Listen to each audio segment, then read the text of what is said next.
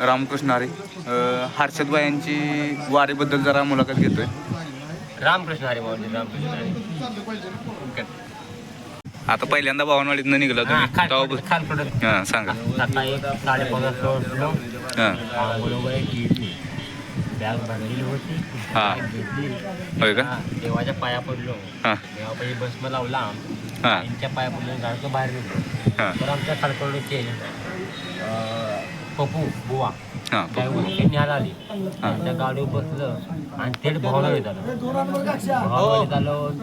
आपले दिंडी मालक चालक आपले अण्णा त्यांच्या घरी गेलो. तर तिथं त्यांच्या मंडळीनं मला चहा आणि 2 चपात्या दिल्या. आपल्या दणकून खाल्ल्या. तर मंदिरापाशी आलो. मंदिरापाशी आलो की आमची बंधुराज अंकुश माने त्यांचा ट्रक होता. त्या ट्रकला हायकडे घातला. मग फोटो काढले. तिथनं प्रवास चालू झाला. तिथनं आप्पांच्या घरापर्यंत दिंडी आली. तिथनं टेम्पोत बसलो. मुंबईमध्ये शिवाजी पुतळ्यापाशी गेलो. प्रस्थान झालं आपल्या तिथं नारळ वगैरे फोडले. मुंबई पोलीस स्टेशनचे मेन सर आलेले त्यांच्यातून नारळ फोडून त्यातनं चाललं पाटील जवळपाशी आलो. मुंबईमध्ये आपल्या पोलीस स्टेशनपाशी आलो. त्यातनं बसलो गाडीत आपल्या भावनाडीची गाडी आपल्या भावाची त्यात बसलो. त्यातनं थेट पुण्यात गेलो. पुण्यात आमचा 2 दिवस मुक्काम होता बिल्डिंगमध्ये. हाऊस काय होतं म्हणजे सोसायटीत, पुण्यात सोसायटीत मुक्काम होता. हां पार्कमध्ये. तिथनं गेलो. दुसऱ्या दिवशी प्रस्थान होतं माऊलीचं प्रस्थान केलं. पाऊस भला पाऊस होता, खूप मोठा पाऊस होता. आणि आपले सर्वांचे भाजपचे मुख्यमंत्री देवेंद्र फडणवीस साहेब. नंतर आपले एकनाथजी शिंदे होते. अजितदादा आले. ते बरेच आमदार होते. ते आले. त्यांच्या अजितदादांची गाठ पडली माझी. नमस्कार केला. तिथून पुढं आलो. पावसाला म्हणतो करा महाराजांचं जुनं घर होतं. त्या जुन्या घरात जाऊन बसलो. पाया पडलो, दर्शन घेतलं, फोटो काढलं. तसं तिथं पुढं आलो. प्रस्थान चालू होतं. पाऊस तर होता. प्रस्थांतर करत होतं. मग मंदिरात आलो आणि आमच्या समोर पालखी होती. पालखीच्या मागं आम्ही 10 वाजवत आम्ही आपलं पांडुरंगाचं मोठं आमचं गटान बाजू रामनाथ बाजू वास पडतोय. आम्ही आपल्या नाचलो वगैरे पुढं आलो. आपल्या आळंदीत गेलो. आळंदीतून गेलो. तिथं आपलं तोंड वगैरे धुतलं. आपण तो म्हटला तर पुन्हा आपल्या रूमवर आलो. रूमवर 2 दिवस तिथे 1 दिवस राहिलो. दुसरा सकाळी उठून आंघोळ करून नाश्ता वगैरे केला.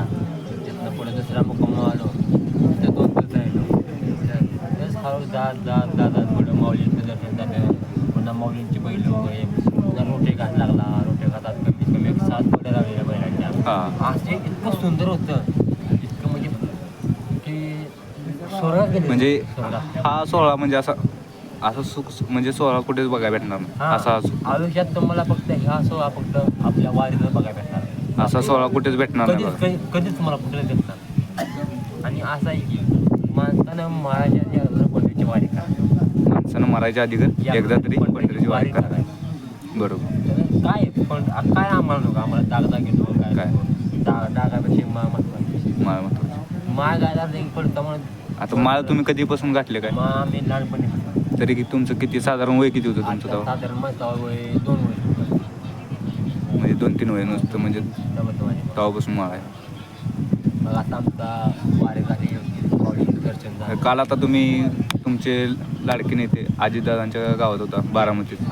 तिथं कसं म्हणजे काय सुंदर होतं. म्हणजे तिथे सोय वगैरे कशी काय केली? एक नंबर सोय. जेवायला टेबल होती, चपाती होती, हां डाळ होती. म्हणजे जेवणाची वगैरे गैरसोय अशी कोणतीही नाही. अजिबात नाही. इतकं छान जेवण आपण घरात खात इतक्यापेक्षा बाहेर आपले जेवण. आता दिंडीला तुम्ही किती वर्ष झाले आता? दिंडीला या दिंडीत माझं पहिलं वर्ष आहे. 2 दिंड्या केले. मग मधनं केले आपल्या ह्याच्यात. दिंड्या केले आपल्या मुस्लिम मार्गे माहिती आणि म्हणजे यांचा म्हणता माऊली जाऊया.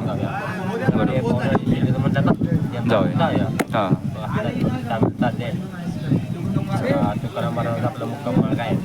2 किलोमीटर पुढं आलो. म्हणजे आता आपला संसरमध्ये मुक्काम आहे तुकाराम महाराज मुक्काम आहे. आपली सर्वांना विनंती करतो आपण सर्वांनी गस्त जेवण घ्यावी. आणि आता उद्याचा पुढचा मुक्काम आपला इंदापूर. ठीक. इंदापूर निमगाव. ओके. अशा तऱ्हेने आता आपण हर्षद दादांची मुलाखत घेतलेली आहे. हर्षदादांनी वारीबद्दल खूप काही छान सांगितलं आहे. धन्यवाद.